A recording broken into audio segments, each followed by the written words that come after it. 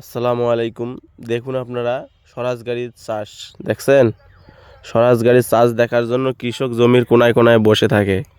এই যে আমার এক কৃষক ভাই, ভাই একটু বলেন তো যে স্বরাজ গাড়ি দিয়ে চাষ করে আপনি কি লাভবান হয়েছেন কিনা? হ্যাঁ, স্বরাজ গাড়ির চাষ খুবই ভালো, কিন্তু চাষ ড্রাইভারের কাছে, গাড়ির কাছে না, ড্রাইভারের কাছে।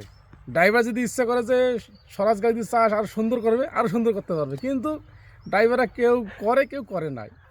আর আমি কি আপনার জমি কখনো কিন্তু খারাপ করে চাষ করে না, দিছি?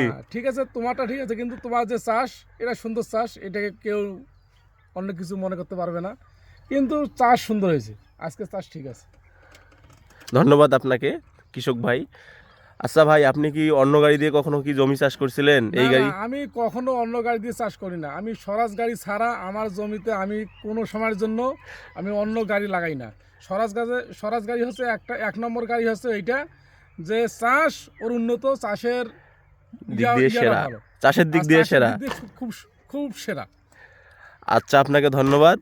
ভালো থাকবেন। আপনার জমি আমি অনেক সুন্দরভাবে চাষ করে দিচ্ছি। ওকে। সবাই দেখুন, যারা রোস্ট করেন তারা দেখেন ভাই।